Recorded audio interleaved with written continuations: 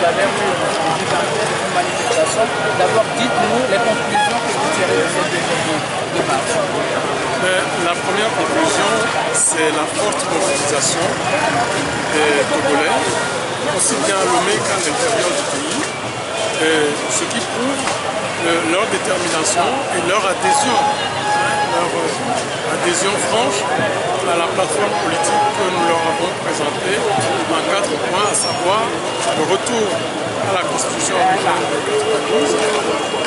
1992, la révision du cadre électoral, y compris l'instauration du vote pour les Togolais de l'étranger,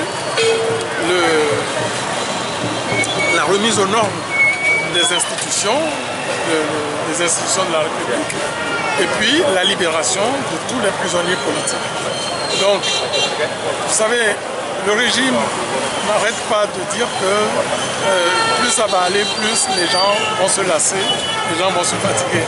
Eh bien, au cours de ces 2 jours, ils ont eu la démonstration que les gens non seulement ne sont pas fatigués, mais sont de plus en plus déterminés à obtenir les revendications, à obtenir satisfaction aux revendications qu'ils ont posées. Pas plus qu'hier, la communauté internationale, l'Union africaine, la CEDEAO et puis le bureau ouest-africain de l'ONU ont invité le gouvernement à donner une date pour le référendum. Comment vous l'avez accueilli au niveau de la coalition? Vous savez, moi je croyais que vous alliez, comme d'autres, faire état de l'incohérence de ce communiqué. Il y a quelques jours, le secrétaire général des Nations Unies avait clairement invité les acteurs politiques au dialogue pour donner satisfaction aux revendications du peuple togolais. Alors aujourd'hui ici, un bureau régional sous l'initiative de M.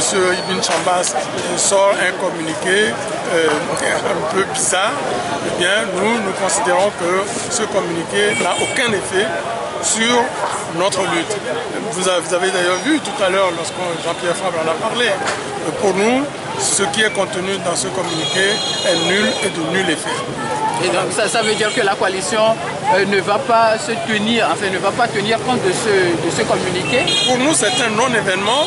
Vous insistez sur le dialogue?